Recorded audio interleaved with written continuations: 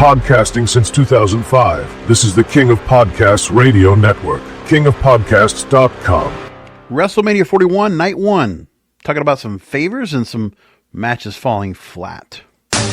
Woo! Hey, this is the Nature Boy Ric Flair, and believe it or not, whether you like it or don't like it, learn to love it, because you have to listen to Wrestling is Real. It is the best thing going today. Woo! The worldwide leader of podcasting excellence, the King of Podcasts Radio Network proudly presents The Wrestling is Real podcast, because wrestling needs us. We are recapping WrestleMania 41, Night 1, here on episode 921 of the Wrestling is Real podcast. Thanks for listening in. King of Podcasts here with you. And if you're just happening to catch this because you're looking for some extra different opinions on WrestleMania and the coverage of tonight's first night of going on for WrestleMania 41, well, you're going to hear a differing opinion. I've been very consistent in my opinion for a long time. Now, going into tonight's pay-per-view card, I already can tell you, if you've been listening to this program for long enough, you know that I have not been happy with the storylines we've had. Tonight's card was going to be a bit flat, storyline-wise, and it was. When your main event, you can consider to make a main event that's based on favors, where CM Punk asks for a favor to have Paul Heyman accompany him in the main event, but then Seth Rollins asks his favor and cashes in on that favor, so we get the double turn. And Seth Rollins is now being accompanied by Paul Heyman as his advocate. All right. Didn't see that coming, but all right, whatever. This is all being done. And they went with it. I mean, look, they put this storyline together for that match, a match that had no main event ramifications because no one was going to get a title match from this.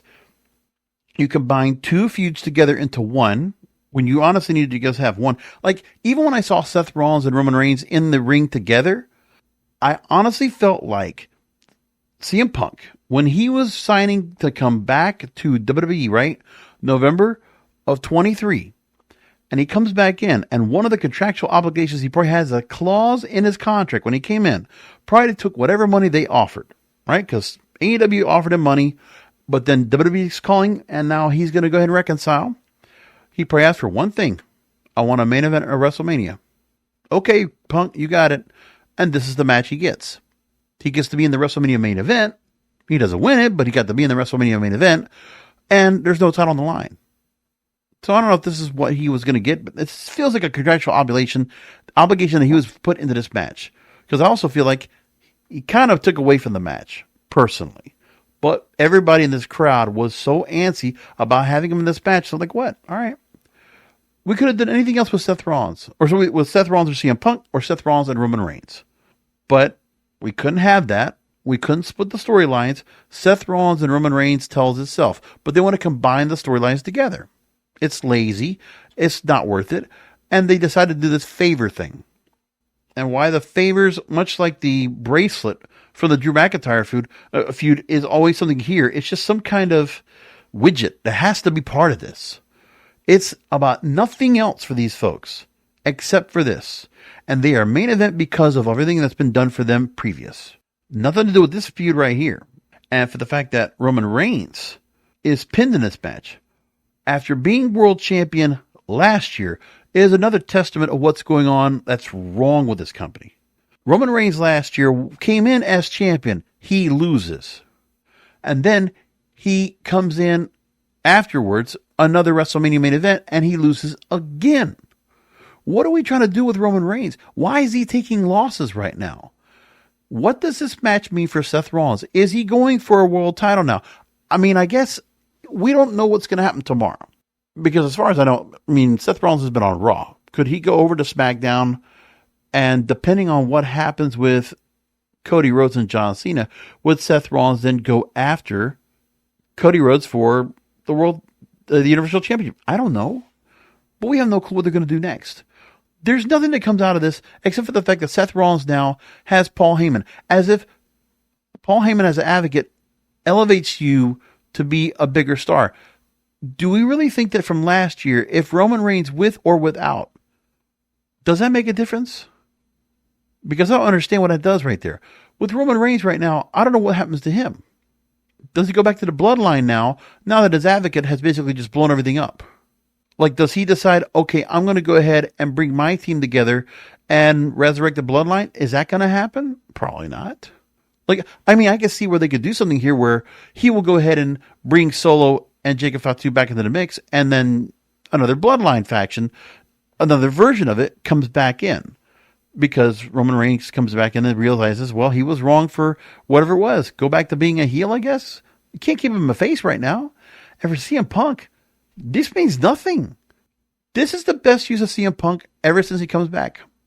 For everybody in the juvenile delusional fandom that's all up and at it about CM Punk coming in, and since he's come back, a little bit of a tease with CM Punk and Seth Rollins. They did that. They have a match, but it was on television. No pay-per-view matches. Gave him a steel cage match.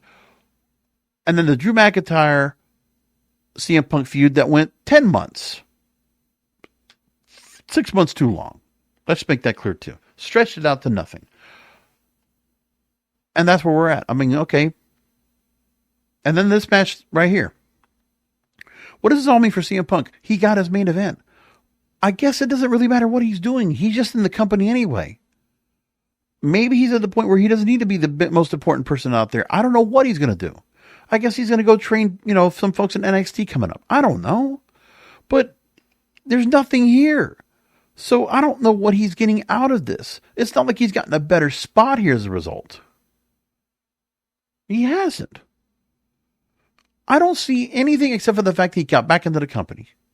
And he needed to find a way to get back to WWE because AEW was already falling apart. Because everything was going over there was going bad. He needed to go ahead and find a way out. And he wasn't going to go to TNA, and there was no other company he was going to go to, because if he was going to come back into this whole fray, back from retirement, and he's going to leave AEW, he's going to jump to the WWE and only them.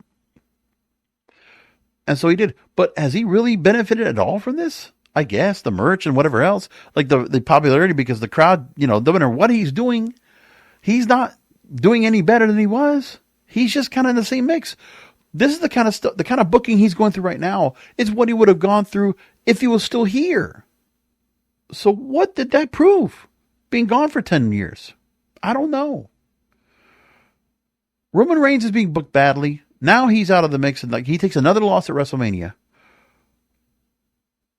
After the whole thing with his thing with the bloodline, and now he's in a rough shape right now. Like, you got to go ahead and rebuild and do some damage control on this character. This was the top star last year with Cody Rhodes. Just because Cody Rhodes beat him doesn't mean that Roman Reigns needs to go ahead and take a back seat. He still should be in a main event role, but this is what you do. So now you've kind of diminished some of the role that Roman Reigns has. Does he go away for a while again? I don't know. Doesn't make any sense. I mean, I guess Seth Rollins, Roman Reigns becomes a thing next, obviously, because of what happened. With Paul Heyman being a part of it. I don't know. You put Paul Heyman in a shark cage? I don't know what you do here. There's nothing after WrestleMania that makes me feel interested in what happens here. So Seth Rollins gets Paul Heyman now and gets the win on both of them. So what? So what? There's no belt around him. There's nothing he's gained out of this except Paul Heyman. Is Paul Heyman like that valuable more than a championship? I don't know. I'd love to be able to figure that out. But they chose to do that. And there's more we could talk about that. Let's give them time to go ahead and give us a storyline on Monday. We'll come back on the Wednesday show, the Raw after WrestleMania, and they can explain that to us. But I wasn't happy with the match. The match was fine. Again, no problem with the match itself. But the outcome, they gave us an outcome. Okay, thank you for the outcome. Does it mean anything? Does it mean anything at all? I don't see the benefit here. Contractual obligation and favors. Now, Jey Uso and Gunther for the World Heavyweight title. And I said this 2 months ago. When I saw Jey Uso and Gunther being booked for the World Heavyweight title, and so Gunther, after last year, he loses to Sami Zayn for the Intercontinental title. And now Jey Uso gets the win. This wasn't the best match for him. I mean, again, they give it in 15 minutes. We didn't even get to start the match until 7:20 Eastern time live? 20 minutes to go through everything else. And then we get to the match, 15 minutes and done. And Gunther taps out. I mean, they didn't even he didn't even go ahead and give us a chance to Jey Uso go ahead and get him the submission to go ahead and then pass out. We couldn't let Gunther pass out to the submission or go a little bit longer. What was Gunther doing tapping out so quick? But that was the plan. I don't like it.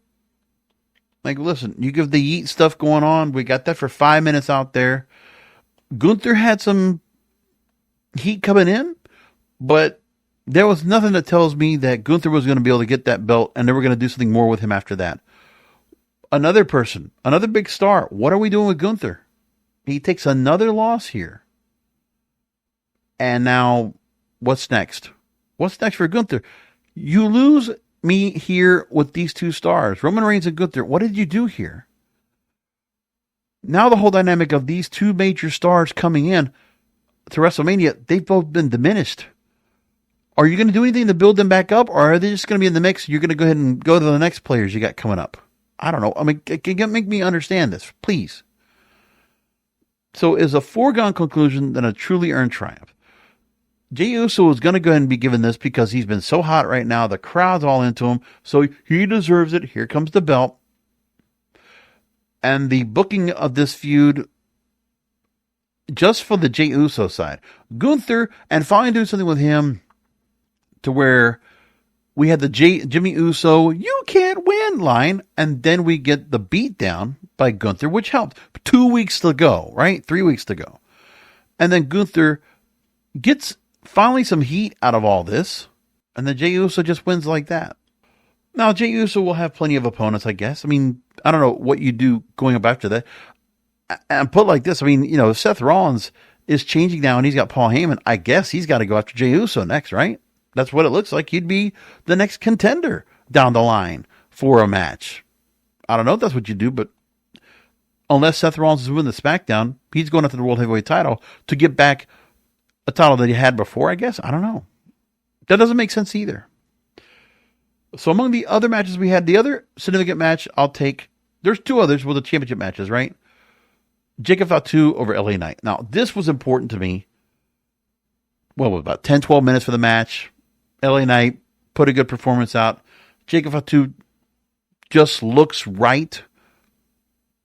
I didn't want him to go and I don't care for the U.S. title, but if you want to think about the fact that Roman Reigns went this similar route, so there was a point where he was champ, and then they dropped it, and then he went and became United States champion and held that for 100 days, whatever. And that was a point where Chris Jericho and Kevin Owens were together, right? The friendship connection. And then Roman Reigns would eventually go back to main event status after the kind of rehabilitation when Roman Reigns was just getting thrown down our throats and people were not buying it, right? It was like after the breakup of the Shield, solo star, one of those things we were going to put him on was to give him the U.S. title, run with that. And that was it.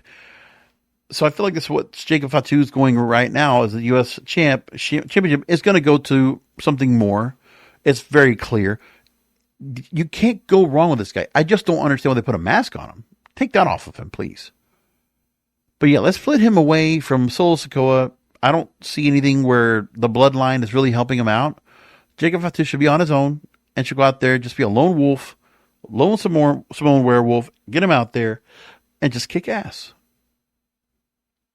I mean, Jacob Fatu, even more than the intensity of Umaga, this guy's got it. Jacob Fatu is the it factor. I've said this for a long time. Former MLW World Heavyweight Champion. He did. And he always thought, man, at some point this company's going to pick him up. They did. And now they're doing something with him. Okay, significant to have this title for him. I would just prefer that he has this belt. Defend it. Defend that belt as much as possible and have him beat everybody. And he just becomes an unstoppable United States champion.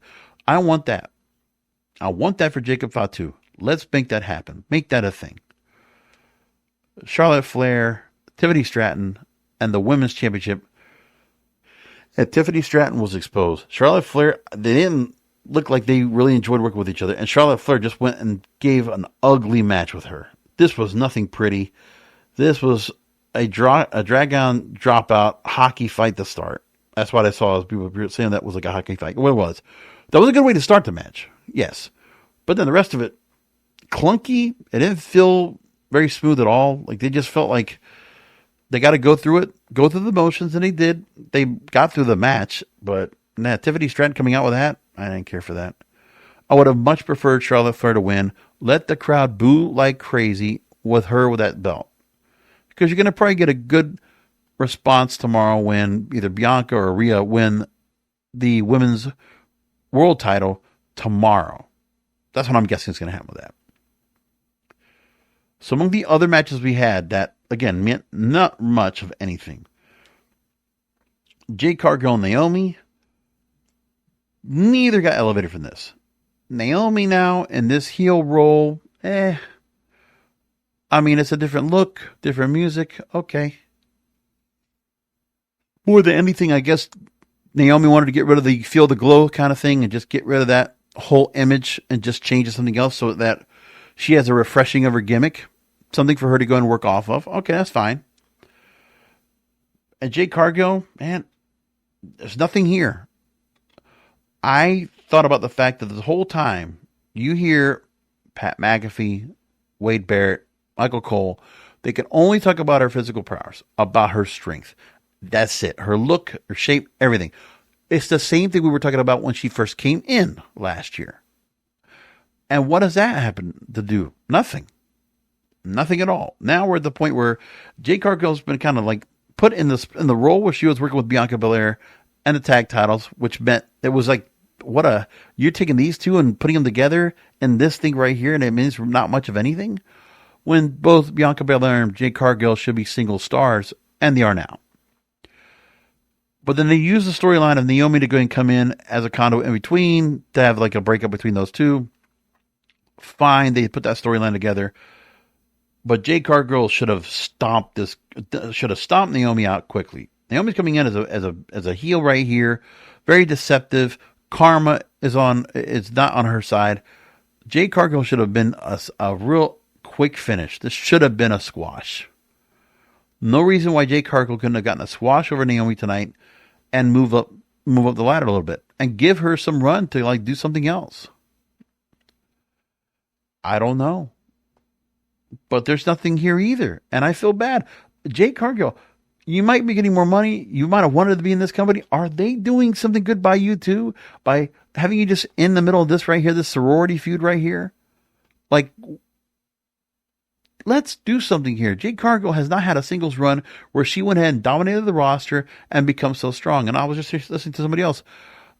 I wish that she did have a role. If you were going to bring Jade Cargill in here, the thought of her accompanying one of the major wrestlers in the ring, similar to what Nick Aldis had with Camille when he was NWA World Champion and the National Treasure. That works. In a way, what Jon Moxley is having with Marina Shafir right now and Death Riders as World Champion. That works. Actually, I mean, if there's anything of the Death Riders gimmick that works, I think Marina Shafir being a part of this does work. The badass woman of the whole group? Yeah. About stronger than the other guys in the group? Yeah, exactly. Jade Cargill in the role, and if I could put, I would say, I don't know who it is that you would put in that role. Like, who would be the person that would be best served with Jade Cargill in that role? And then you put her somewhere into the other part. I mean, that would be something to kind of like consider, but that's not going to happen. But Jade Cargill's singles run should have been a singles run from the beginning. And now she's been here, 16 months, and nothing's really been done for her yet. Now, is it something where we have to kind of wait for her to continue to like get her wrestling work in so she becomes a better worker in the ring so she can do more? I don't know. But I don't think this did any favors to either one. Yeah, favors. And once again. El Grande Americano and Rey Fenix. Okay. So Jack Gable and Rey Fenix, they did a fine match. Rey Fenix takes a loss at WrestleMania. So don't think anything right now of Penta and Rey Fenix. Lucha Brothers are not going to be doing anything. As single stars right now, they're going to take some losses. Penta's not winning the Intercontinental title tomorrow. And that's not going to happen. I don't believe it's going to. So Penta and Rey will eventually become a tag team after all.